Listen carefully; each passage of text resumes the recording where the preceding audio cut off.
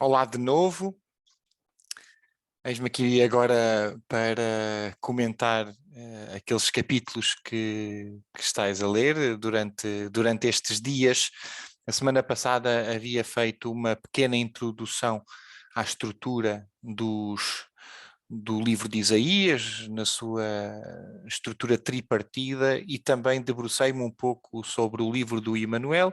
que vai do capítulo 7º ao capítulo 12. Desta vez não há tanto a dizer naquilo que poderíamos pensar do ponto de vista teológico, porque esta segunda parte que procede o livro do Emanuel é comumente designada como oráculo contra as nações estrangeiras e que abarca 10 capítulos, do capítulo 13 ao capítulo 23. Alguns autores, inclusivamente, afirmam que parte destes oráculos são posteriores ao primeiro Isaías, situando-se já numa fase tardia do ministério do profeta, já após a queda do Reino do Norte e, portanto, ali nas imediações daquilo que viria a ser o exílio para a Babilónia, porque há alguns acontecimentos que aqui são narrados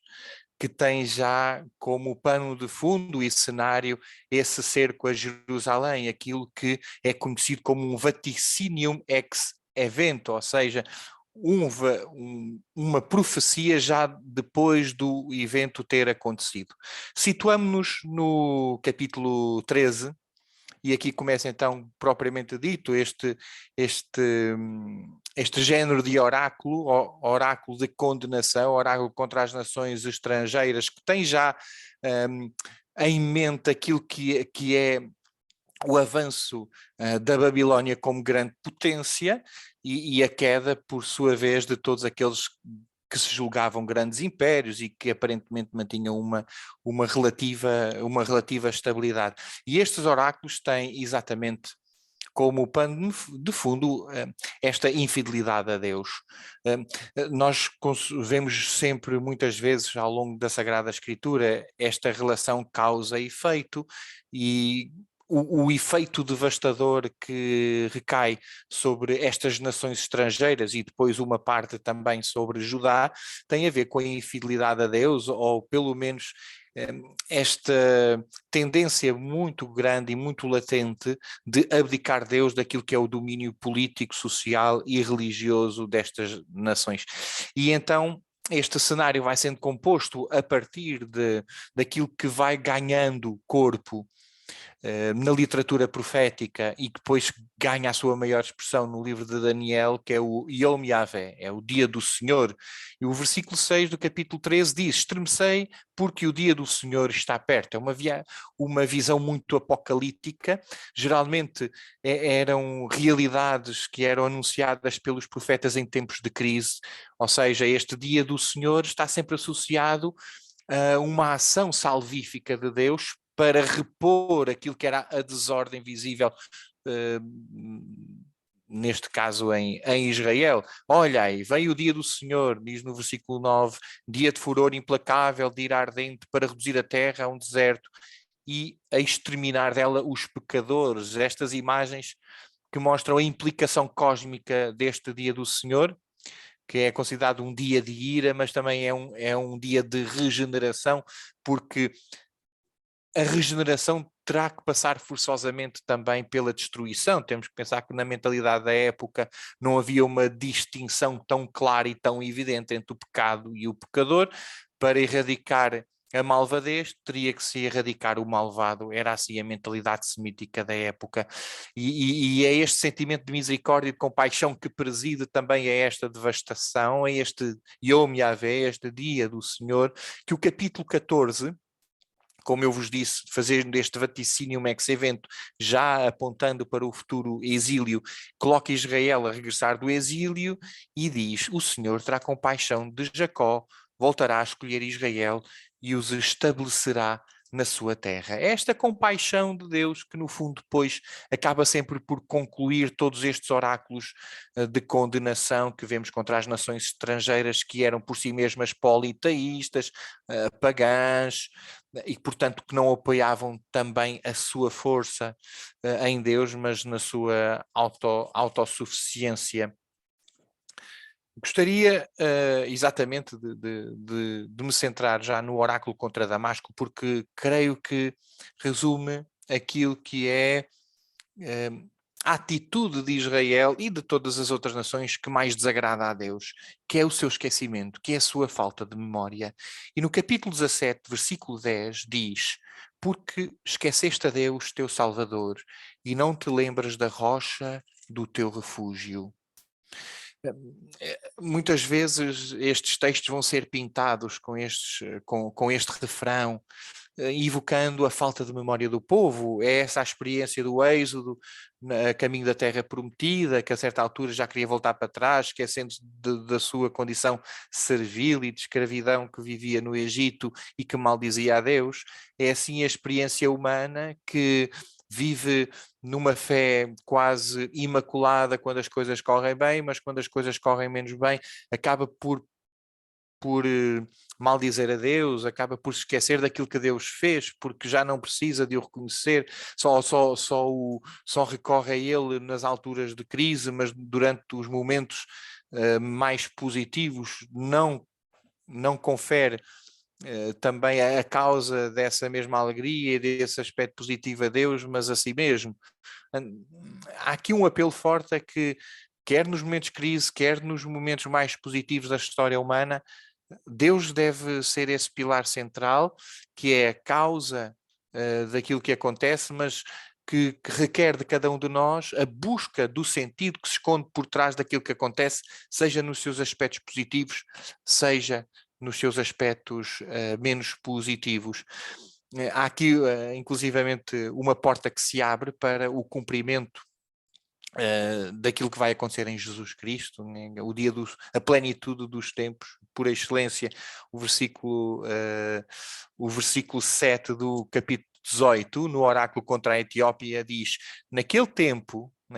e aponta já para um futuro de plenitude que dá o sentido completo ao texto sagrado, diz: naquele tempo esse povo esbelto de pele bronzeada, esse povo poderoso e longínquo, essa nação temida que espezinha os inimigos, cuja terra é sulcada pelos canais, há de trazer os seus dons ao Senhor do Universo, ao lugar onde está o seu nome, no Monte Sião. E é exatamente na visita dos magos ao presépio que nós vemos cumprido de forma plena, no senso esplênor da Escritura, aquilo que Isaías já profetiza num tempo mais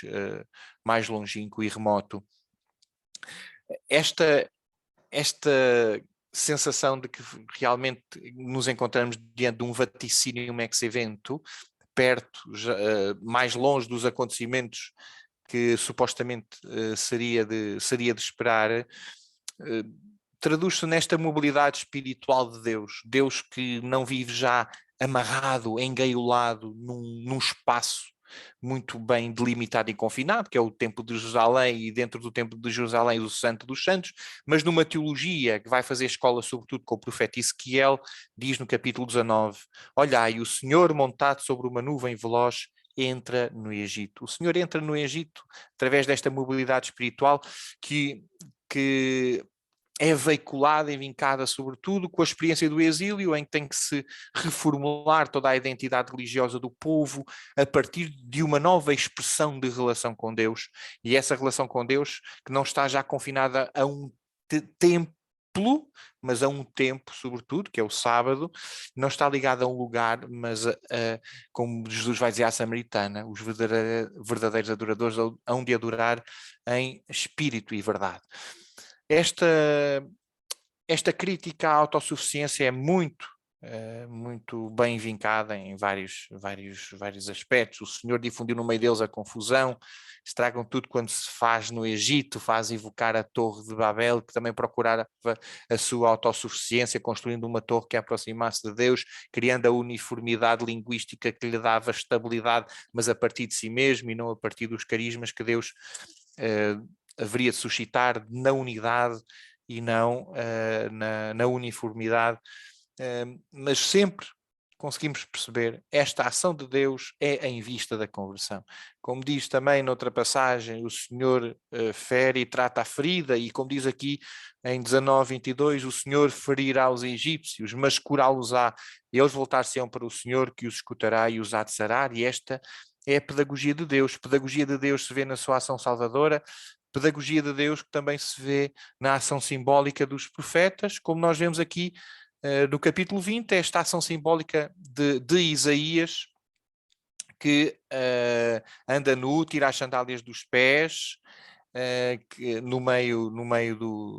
do povo, e que depois o Senhor diz: assim como o meu servo Isaías andou nu e descalço 3 anos, como sinal de presságio contra o Egito e a Etiópia, assim o rei da Assíria levará os prisioneiros do Egito e os deportados da Etiópia, novos, velhos, nus e descalços, com as nádegas descobertas, vergonha para o Egito. Ficarão decepcionados e envergonhados os que confiavam na Etiópia e se gabavam da ajuda do Egito. Os habitantes deste litoral dirão naquele dia: eis aqueles em quem pusemos a nossa esperança, nos quais pensávamos encontrar proteção, auxílio e socorro contra o rei da Assíria. E agora, como poderemos escapar? Que crítica vemos aqui? É que Israel confiou no Egito e não em Deus. Nós havíamos já visto no capítulo 7, Isaías a dizer a Acás para renunciar a esta aliança com o Egito, para evitar a invasão da Síria, para também combater este conflito que estava muito latente com Damasco e com Israel, e mesmo assim o rei Acaz e Judá confiou no Egito e não em Deus. E a fidelidade que Isaías, na sua profecia,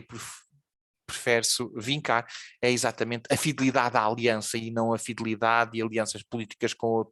outros povos, que não garante a fortaleza, a segurança e a sustentabilidade de Judá enquanto povo. E depois chegamos, por fim, aos últimos capítulos destes oráculos contra as nações, que é sobretudo uma crítica a Jerusalém, e aqui conseguimos perceber mais claramente que nos situamos no tempo do exílio, por volta do o pré-exílico, no ano 701 antes de Cristo, em que o rei Senaqueribe, vindo da Babilónia, invade Judá, cerca Jerusalém, e para fazer face a essa invasão, o povo é convidado a fortalecer as muralhas, a mobilizar-se para defender aquela que era a sua cidade, e apesar destas advertências que o profeta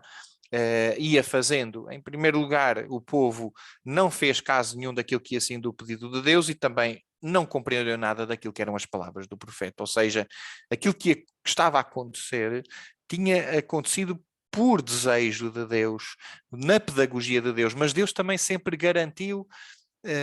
e prometeu que nada aconteceria a Jerusalém, e de facto aquilo cumpriu-se, e mesmo quando Jerusalém caía, sempre tinha a capacidade de se reerguer das trevas. O que acontecera tinha sido querido por Deus, para pôr o seu povo de sobreaviso, para olhar mais para o Senhor, para se converter dos seus corações, e por isso o povo chora, desiludido, amargamente, com aquilo que está na iminência de acontecer. E esse choro é marcado também pela tristeza de Isaías diante da incompreensão do povo, mas aquilo que nós constatamos é que o povo fez tudo, menos o principal. Olhou mais para si, enquanto pôde, comamos e bebamos, porque amanhã morreremos. Não é? Capítulo 22, versículo 13, Jesus vai citar posteriormente também isto nos Evangelhos, ou seja, fizeram tudo, menos o principal. Não repararam naquele que faz, naquele que modela tudo. E isto é sempre um perigo. O perigo do carpe diem que rejeita Deus, que se esquece de Deus, que vive na sua autorreferencialidade, no seu narcisismo, num viver a vida ou aproveitar a vida que se desliga daquilo que é a visão teológica da vida, o encarar esta vida como uma passagem e uma preparação para a eternidade, no fundo, viver como se Deus não existisse. É essa, sobretudo, a grande crítica e a advertência que Isaías faz nestes oráculos contra as nações. O perigo de vivermos ignorando Deus naquilo que diz respeito à nossa existência e também o esquecimento de Deus quando as coisas nos correm bem e o abandono dele quando as coisas correm menos bem. Que o Senhor nos ajude também a deixar-nos interpelar por este profeta para podermos viver uma religiosidade mais consentânea, mais de coração com aquilo que Deus deseja para cada um de nós.